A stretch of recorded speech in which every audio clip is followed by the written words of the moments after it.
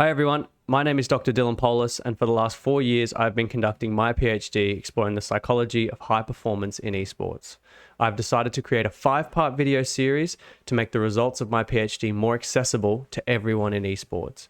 Throughout the series I'll break down the findings from my PhD with the goal of helping players, team managers and support staff better cope with the pressures of esports. This will hopefully help improve your in-game performance and your mental health. There are timestamps down the bottom of each video in the series, so if you're not interested in a section, just jump ahead. But I do want to make note that each video builds on itself, just like each study in my PhD. So don't jump too far ahead because you might find yourself a bit lost. And on the next slide, I'll talk about the progression. Before we get into this, I need to thank my PhD supervisors, Remco Polman and Tristan Coulter, and my co-author, Michael Trotter. Let's jump in. So this is how the video series is going to look. In the first video, I'm going to talk a bit about who I am and why I'm making this video and what stress is. So that's video 1. If you're not interested in who I am and why I'm making this video, just jump straight to kind of what is stress in esports. Then we're going to cover what is stress. Now, this could be the most important thing that I teach in the next 5 videos, because most people say they feel stressed, but if you ask what is that feeling, what's causing that feeling, when are you stressed and when are you not stressed, they don't really know. They don't have a language around understanding their stress. So just learning a model for stress and coping that I'm going to teach in the next 5 minutes could be a major step forward in your psychology and really improve your performance in game and hopefully improve your mental health. Once I've helped you understand what stress is and we've created some self-awareness for you around what stress is, we're going to go through each one of my studies. We're going to talk about the stresses experienced by esports players. Then we're going to look at the whole model, and that'll make more sense in the next 5 minutes. What stresses are experienced, how we cope with them, and how effective that coping is. Then we're going to take another step, and we're going to start looking at how things in our personality might impact how we deal with stress. So we're going to focus in on mental toughness.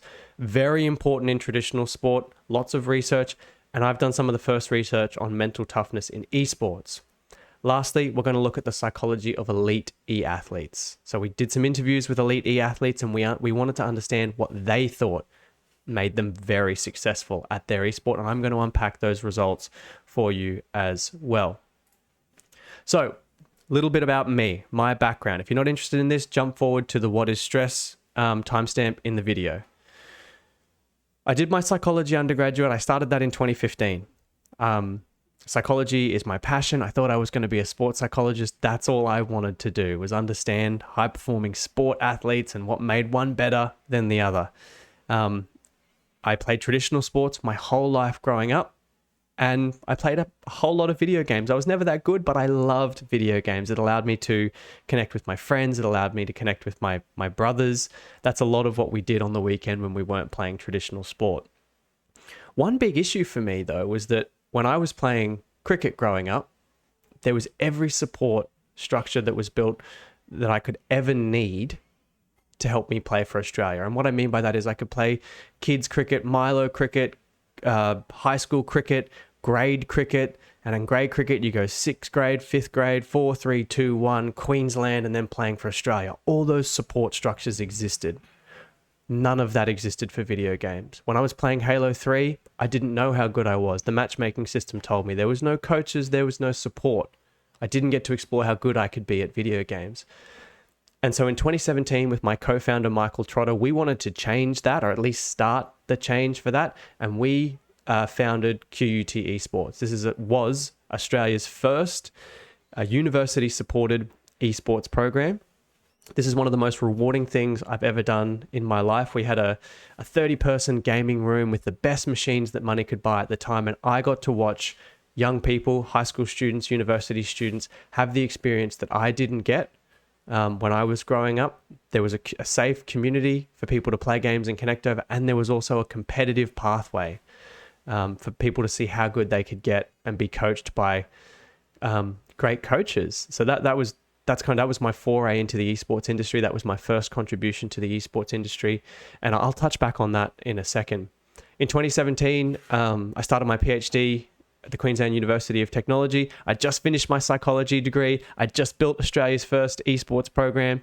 And my primary supervisor, Remco Polman, came to me and said, there's no research on the psychology of esports. You've got a psychology degree. You clearly love esports. You've given so much to the community.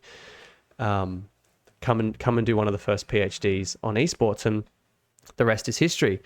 Now I'm a lecturer at the Southern Cross University, and I'm developing an esports coping effectiveness training. A lot of that is going to come from what we talk about today. I've actually developed that, and I'm running the first trial the start of 2022. So just in a couple of weeks, we're going to trial that.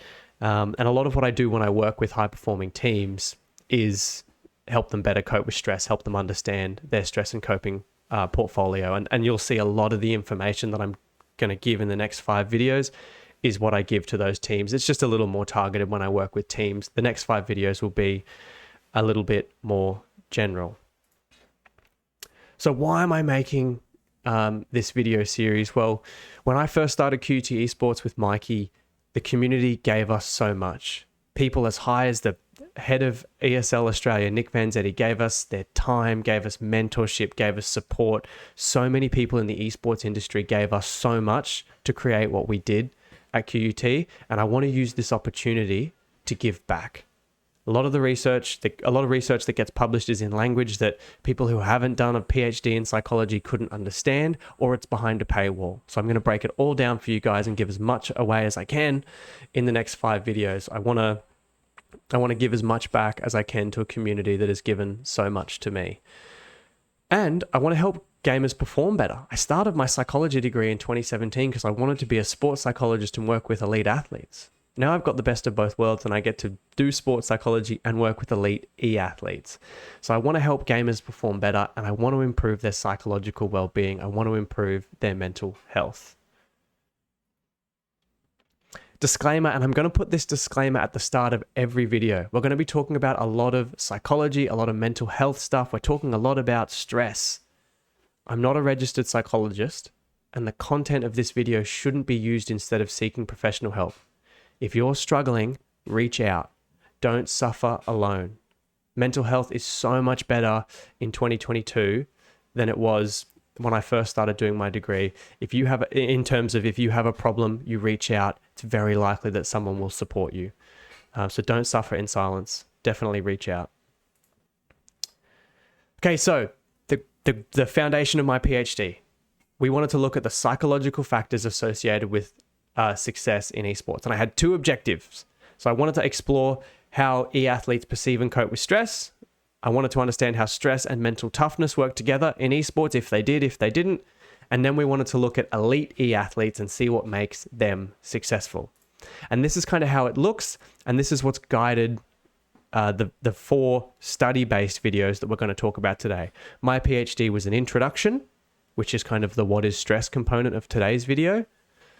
And then 4 empirical studies. Empirical meaning I went out and collected data for each one of them. We analyzed the data. We wrote the data up. We submitted it to a journal who had independent experts in the field review the data and say, yes, this is of quality to publish. And all 4 of my studies have been published. And that's what we're going to break down in the video series. So what is stress and coping? Well, I'll get my camera out of the way. This is one model of stress and coping, the cognitive motivational relational theory of stress and coping. And as I said at the start of the video, if you take one thing away from this 5-part video series, it's this. This can help you explain your stress and coping process. This is what I'm going to spend the rest of this video breaking down. And if you understand this, you'll have a language to start going, that is causing me stress, and I know why it's causing me stress, and I now have a repertoire of coping strategies that I can help to overcome that stress. Looks like a lot to understand at the moment. I'm going to break down each part of this process of stress and coping, and if you do have any questions, feel free to leave a comment or reach out to me on Twitter or email. Let's get stuck in, bring me back up. Okay, so what is stress? Well, like I said, when most people feel stressed, it's just a feeling that they get. They don't know when it starts. They don't really know when it stops. It's just a feeling that happens. A lot of people can feel very lost when they feel stressed. Some of you, if we're talking esports specifically, are kind of going, I just seem to tilt. I just tilt so badly and my brain switches off. I can't make good decisions in game. I'm rude to my teammates, or my communication breaks down. And that's happening in this little part of the process. That's happening from an influencing factor, which we'll call an event in the performance environment, a stressor. Then we go through primary appraisal and secondary appraisal. And it's when we go through the appraisal process that we feel stressed. So let's look a little more closely at the appraisal process. So appraisal has two parts. Now, if you're making notes, this is when you should start making notes. What I'm hoping some of you are doing with a pen and paper or in a Word document is drawing this out, and then you're going to start writing down how you perceive intensity, control, threat, challenge, and your internal resources, because you need to individualize this for you. I'm just giving the general information. So when we are appraising a situation, something happens in our performance environment. That could be a teammate does something, we make a mistake in game. I'll go over the stresses later on in the video series, but something happens in our performance environment. At the same time, we go through primary and secondary appraisal. With primary appraisal, we are looking out at the stressor. We're looking at the thing in our environment that's happened, and we're asking ourselves, how intense is that? How much control do I have to manipulate that? How much can I change that? Do I see this as a threat? And what I mean by threat is, if I don't overcome this, this could cause me harm or loss. This could be a real problem. Or do I see it as a challenge? I.e., if I overcome this, this will bring me benefit. So that's primary appraisal. That's happening, and we might give that an arbitrary rating of, say, here. You'll see where I'm going with this in a second. When we're going through secondary appraisal, we're looking internally. We're going, what resources do I perceive that I have? How much do I have within me to overcome this stressor? So if this is primary appraisal, we rate it as about needing this much resources. It's this intense, we have this much control over it. We see it as a threat or a challenge, we rate it here. Then when we're doing secondary appraisal, we're going, I perceive that I have this many internal resources to overcome that stressor. And it's when those two perceptions align, or we perceive the stressor as needing more than we have internally to overcome it. That gap, that's what we feel as psychological stress. That is our experience of psychological stress. When we look at something in our environment and we go, that's going to use up all the resources that I have internally, or I'm going to need more resources than I think I have to overcome something.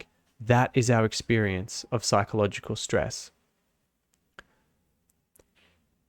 So when we have this experience, when we've seen something in the performance environment and we go, that is going to tax my internal resources or exceed my internal resources, that's when we need to start employing a coping strategy. And I'll move my head off there. So as you can see here, we've been through this appraisal process. We've gone, yep, this is stressful. I'm feeling stressed. We need to then start coping with that. We need to start employing one or multiple strategies to help down-regulate this process of stress or change the thing that's causing us stress. I hope this is making sense as we go through. So, what are the coping strategies that we're going to learn about in the next 5 videos? There are many different classifications of coping strategies, but these are the 3 main coping sets of strategies that I investigated over my PhD. The first is problem-focused coping. Now, a problem-focused coping strategy are actions that focus on managing or altering the problem that causes us the stress. So whatever's out there in our environment, we're going to now, having identified that thing in our environment as being stressful, we're going to go and change it. We're going to go and down-regulate that. So if we make a mistake in game, that could be we're going to increase our focus and our attention. If we're really nervous about an upcoming event, we're going to read over our strategy playbook. I learned that from a Rainbow Six Siege pro. One of their problem-focused coping strategies was that they reread their strategy book. They knew where every bit of equipment needed to be on every defense, every angle they were going to peek on offense for every map, for every bomb site. They memorized it all. And that was their way of coping with the stress of, am I good enough to help my team win this game? The next coping strategy that we're going to explore is emotion-focused coping. So these are a person's efforts to regulate the emotional response to the problem. So these strategies, people who lack emotion-focused coping strategies, these are the people that really get hit hard by tilt, in my experience. Someone who can't regulate their internal goings on tends to say, I feel really, really tilted right now. I can't think, I can't focus, I'm aggressive to my teammates, or I'm griefing, or I'm abusing the enemy in chat or over voice between rounds. That is a lack of emotion-focused coping strategy. And so we're going to talk about some strategies we can use. And when I work with teams, we spend a lot of time working on emotion-focused coping strategies. And the ESET program, my coping effectiveness training program that I'm developing, spends a lot of time helping esports players better cope with their internal goings on. And it's actually an interesting point to make, is that we often can't employ a problem-focused coping strategy until we've down-regulated what's going on internally. We can't make a clear decision on how we're going to change the thing that's causing us stress until we can make clear decisions. And so helping esports athletes better cope with their emotional response to the stress has been very valuable to a lot of esports athletes. And the last set of coping strategies that we looked at is avoidance coping. So this involves both physical and cognitive efforts to disengage from the stressful situation. So blocking out the stressful event, behavioral disengagement, getting up and walking away. And this can be valuable in the short term. You know, some esports pros report taking a break between games, getting up, not thinking about it. But long-term avoidance coping, not coping with our stresses, not confronting them head on, that can be maladaptive, and that can really impact our mental health, and it definitely impacts our performance in game. So avoidance coping is good in short spurts, but it's not a great long-term solution.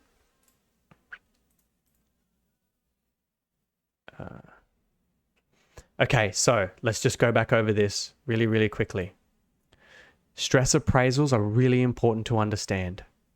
It's through the appraisal process that we feel stress. We look out in the environment and we go, this thing is this stressful, and I have this many resources that I think I have to overcome this event. I then employ one or a series of coping strategies. Now, some of you will be going, but Dylan, this is all perception. And you're exactly right. So if we're talking about secondary appraisal and our perception of our internal resources, if you're someone with low confidence, you might perceive that you have less resources than you actually do. Meaning a lot of the stress that you're feeling is not because you're appraising the situation wrong. Your primary appraisal is spot on. It's your lack of confidence that's meaning this gap is huge and you're feeling significant amounts of stress. So you might need to work with your sports psychologist on increasing your confidence. These are just examples. I'll break it all down more in the next videos. For some of you, it's that you appraise things as being more stressful than they might actually be. So you might think, I have no control over this situation, when in actual fact, you do have control over this situation, and it's through a reframing the situation in your head that you go, no, wait, I do have some control over this. I can change these things, whether internally or externally, and that might bring your primary appraisal down and reduce your stress response. So really spend some time understanding stress appraisals and do some introspection, build some self-awareness around how you're appraising stresses. When something happens in your environment, go, do I have control over this? Do I actually have control over this? How intense is this thing actually? And then am I accurately appraising how much internal resources I think I have? It's very important that we get this right, and I'll break that down more in video 3. So that is what stress is. Something happens in the environment. We appraise it, we try to cope with it, we rate how effective that coping is. And I'm going to break that down a lot more over the video series, but that is the ground level. That is level 1. What is stress in esports? And I hope some of you have got that model written along your page and you're starting to think, that is how I respond to stress, or that the coping strategies that I use are very avoidant coping. I'm disengaging too much when I need to be dealing with my stresses. And I hope the next 4 videos help you find some more information on that. In fact, I'm sure they will. That's it for this video. I think I've kept it under 20 minutes. If you need clarity on anything, leave a comment below, hit me up on Twitter, or send me an email.